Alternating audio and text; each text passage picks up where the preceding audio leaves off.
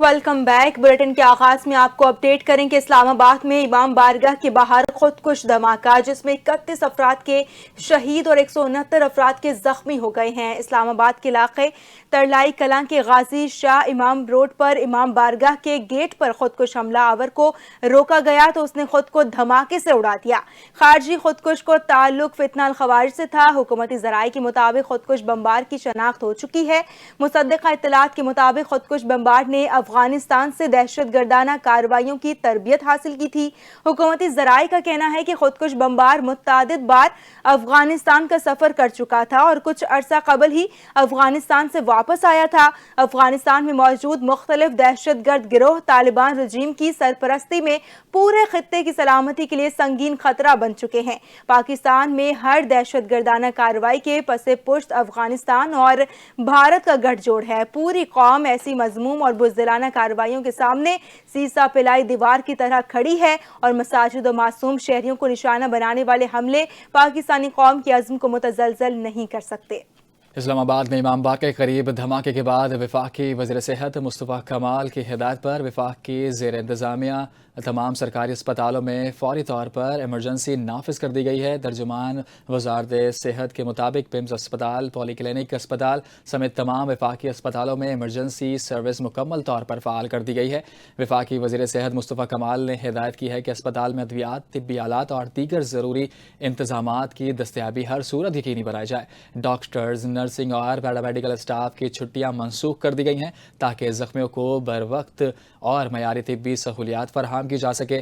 مصطفیٰ کمال کا کہنا تھا کہ حکومت زخمیوں کے علاج معالجے کے لیے تمام وسائل بروکار لا رہی ہے اور متاثرہ افراد کے علاج میں کسی قسم کی کوتاہی برداشت نہیں کی جائے گی۔ وفاقی وزیر داخلہ محسن نقوی کی ہدایت پر وزیر مملکت داخلہ طلال چودھری پمز اسپتال پہنچ گئے۔ وزیر مملکت طلال چودھری نے دھماکے میں زخمی ہونے والے زیر علاج مریضوں کی عیادت کی اور ان سے علاج معالجے سے متعلق تفصیلات حاصل کی۔ طلال چودھری نے اسپتال انتظامیہ کو ہدایت دیتے ہوئے کہا کہ زخمیوں کے لیے خصوصی طبی سہولیات فراہم کی جائیں۔ حکومت زخمی مریضوں کو ہر ممکن طبی سہولیات فراہم کرنے کے لیے پرعزم ہے، جبکہ وزیر مملکت داخلہ نے یقین دہانی کرائی کہ زخمیوں کے علاج میں کسی قسم کی کوتاہی برداشت نہیں کی جائے گی اور حکومت تمام وسائل بروئے کار لا رہی ہے۔ سینیٹ میں اپوزیشن لیڈر علامہ راجہ ناصر عباس کی اسلام آباد مسجد پر خودکش دھماکے کی شدید مذمت۔ دھماکے کو وحشیانہ اور بزدلانہ حملہ قرار دیا۔ کہا عبادت گاہوں کو نشانہ بنانا انسانیت، دین اور معاشرتی اقتدار پر براہ راست حملہ ہے۔ نمازیوں کو شہید کرنے والے گمراہ اور امریکہ اسرائیل کے اعلی کار ہیں۔ حکومت کی ساری فورس اور توجہ صرف عوام کی آواز کو دبانے پر ہے۔ اسلام آباد جیسا شہر محفوظ نہ ہونا سیکیورٹی ناکامی ہے۔ یہ انتظامیہ اور قانون نافذ کرنے والے اداروں کی کارکردگی پر بھی ایک بڑا سوالیہ نشان ہے۔ انہوں نے کہا شہر میں جگہ جگہ چیک پوسٹ اور ہزاروں کیمرے کے باوجود دہشت گرد دندناتے پھر رہے ہیں۔ سربراہ وحدت مسلمین نے اسلام آباد کے شہروں میں شدید زخمیوں کو خون کی عطیہ کی اپیل کر دی۔ ترجمان صد حکومت قربہ فاطمہ نے اسلام آباد میں مساجد اور امام بارگاہ پر ہونے والے خودکش حملے کو دلخراش واقعہ قرار دیتے ہوئے شدید مذمت کی۔ کہا عبادت کے دوران معصوم شہریوں کو نشانہ بنانا کھلی دہشت گردی ہے اور قیمتی انسانی جانوں کے ضیاع پر سندھ حکومت شدید افسردہ ہے۔ انہوں نے کہا کہ سندھ حکومت شہداء کے اہل خانہ کے دکھ میں برابر کی شریک ہے۔ زخمیوں کو فوری اور بہتری طبی سہولیات فراہم کی جانی چاہیے۔ مذہبی مقامات کو نشانہ بنانا انسانیت کے بنیادی حصولوں کی خلاف ورزی ہے۔ دہشت گرد عناصر ملک کے امن کو نقصان پہنچانے کی کوشش کر رہے ہیں، تاہم ایسے بزدلانہ حملوں کا بھرپور جواب دیا جائے۔ خیبر پختونخوا میں سیکیورٹی فورسز کے ساتھ جھڑپوں میں 24 دہشت گرد ہلاک ہو گئے۔ ISPR کے مطابق 4 اور 5 فروری کو خیبر پختونخوا میں 2 الگ جھڑپیں ہوئیں جس میں بھارتی پراکسی فتنہ الخوارج سے تعلق رکھنے والے 24 خوارج مارے گئے۔ ضلع اورکزئی میں خفیہ اطلاعات پر سیکیورٹی فورسز نے آپریشن کیا۔ آپریشن کے دوران خوارج کے ٹھکانوں کو مؤثر انداز میں نشانہ بنایا گیا۔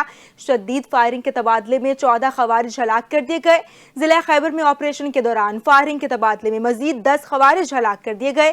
ISPR کا کہنا ہے کہ علاقے میں دیگر بھارتی سرپرست خوارج کے خلاف سرچ آپریشن جاری ہے۔ کلیئرنس آپریشن کا مقصد باقی دہشت گرد عناصر کا مکمل خاتمہ ہے، جبکہ انسدادی دہشت گردی مہم ویژن عزم استحکام کے تحت جاری رہی ہے۔ بھارتی حمایت یافتہ دہشت گردی کے خلاف فورسز کا فیصلہ کن کریک ڈاؤن بھی جاری ہے۔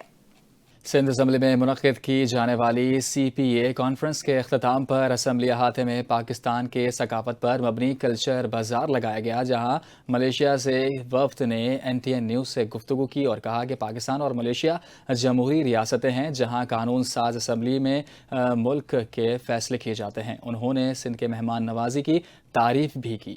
مزید تفصیلات جانتے ہیں طاہا ملک سے۔ جی بالکل، دیکھیں 7ویں سی پی اے کانفرنس جو ہے وہ اختتام پذیر ہو گئی ہے۔ اس وقت سندھ اسمبلی میں جو ہے وہ کلچرل بازار لگایا گیا ہے، اور جس کلچرل بازار کے اندر جو پاکستان کی ثقافت ہے، سندھ کی ثقافت ہے، اس کی عکاسی کی جا رہی ہے۔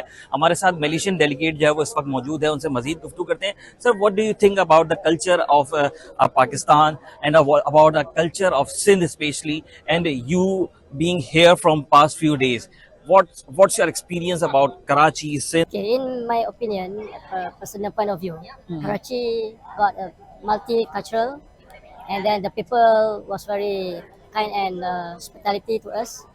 So basically, I see that Karachi is moving towards the progress development, and our relationship between Pakistan and Malaysia was very good. And Pakistan is one of the largest trading partners. And as a Muslim countries, I believe there are so many rooms and opportunities. Delegation موجود تھا جنہوں نے جو ہے وہ سندھ کے culture کی بات کری اور ساتھ ہی سی پی اے کانفرنس کی بات کری۔ اس بات کے حوالے سے اظہار کیا کہ ملیشیا اور پاکستان دونوں جو ہے وہ مسلم میجورٹی کنٹریز ہیں، ڈیموکریسی کے اوپر بلیف رکھتے ہیں، اور لیجسلیٹو میٹرز جو ہیں وہ ان دونوں ملکوں کے لیجسلیٹو میٹرز جو ہیں وہ کافی زیادہ مضبوط ہیں۔ ساتھ ہی انہوں نے کراچی ڈکلیریشن کے حوالے سے بات کری اور کہا کہ کراچی ڈکلیریشن جو ہے وہ ایک ایسا ڈکلیریشن ہے جو لیجسلیٹو میٹرز کو اور لیجسلیٹو اسمبلیز کو اور ڈیموکریسی کو جو ہے وہ کافی مضبوط بنائے گا۔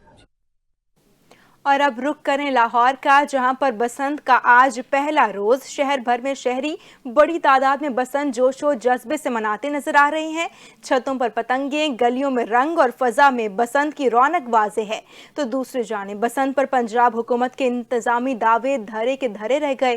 بسنت کے دوران مختلف حادثات میں ایک نوجوان جاں بحق جبکہ 10 افراد زخمی ہو گئے ہیں۔ اسی پر مزید تفصیلات جانتے ہیں نمائندہ NTN نیوز ساجد عباسی سے۔ جی ساجد۔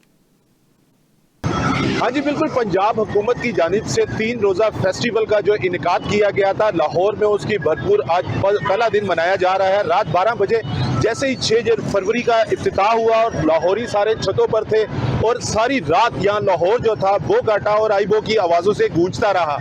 جیسا کہ آپ میرے عقب میں دیکھ سکتے ہیں، ایک بڑی تعداد لاہوری جو ہیں وہ اس وقت فیسٹیول کو انجوائے کرنے کے لیے گھروں سے باہر نکلے ہوئے ہیں۔ پتنگ بازی کی خرید و فروخت جاری ہے، ساتھ ساتھ اس فیسٹیول کو انجوائے کرنے کے لیے تمام لاہوری جو ہیں وہ گھر سے باہر آ چکے ہیں۔ یہاں پہ اگر آپ دیکھا جائے تو ساتھ ساتھ جہاں پہ جشن بہارا کا فیسٹیول پنجاب حکومت کی طرف سے سیف طریقے سے منانے کی ہدایات جاری کی تھی، ذیشان ملک جو مشیر وزیر اعلیٰ پنجاب ہیں وہ بھی فیلڈ میں نظر آئے ہیں، اور اس کے ساتھ ساتھ مریم خان AC کمشنر صاحبہ جو ہیں انہوں نے بھی روڈ کا وزٹ کیا ہے، مختلف علاقوں میں جا کے حفاظتی اقدامات کو چیک کیا ہے۔ اس کے باوجود شہریوں سے اپیل کرتے ہوئے نظر آئے کہ یہاں پہ حفاظتی اقدامات کو مد نظر رکھتے ہوئے اس فیسٹیول کو بھرپور انجوائے کرے۔ ساتھ ساتھ آپ کو بتاتے چلے کہ لاہور کے اندر جہاں اس وقت بسنت کو انجوائے کیا جا رہا ہے، وہیں پہ کچھ گھر ایسے ہیں جو رات سے اب تک ایکسیڈنٹ کے شکار بنے ہیں۔ مطلب ہے کہ اب تک رپورٹ کیے جانے والے ریسکیو کی جانب سے جو واقعات ہیں اس میں 8 سے 10 لوگ جو ہیں جن پہ ڈور پھرنے کے واقعات ہیں، چھت سے گرنے کے واقعات ہیں جو رونما ہوئے ہیں۔ لہٰذا پنجاب حکومت کی جانب سے سخت اقدامات کے باوجود لوگ بے احتیاطی کر رہے ہیں۔ پنجاب حکومت نے بار بار کمپین چلائی یہاں پہ کہ ادھر لاہور کے اندر جو بسنت منانی ہو، آپ کی چھت محفوظ ہو، جو SOPs کے تحت بنائی گئی وہی گڈے کا سائز جو SOPs کے تحت بنایا گیا ہے اسی پہ عمل درآمد کیا جائے۔ لیکن اس کے باوجود شہری جو قانون کی دھجیاں اڑاتے ہوئے نظر آتے ہیں۔ لاہور فیسٹیول کو اگر آئندہ سال انعقاد کرنا ہے تو آج اس فیسٹیول کو محفوظ ترین بنانا ہوگا۔ اس کے ساتھ پنجاب حکومت کی جانب سے بھرپور اقدامات کیے ہیں، صفائی ستھرائی کے حوالے سے بھی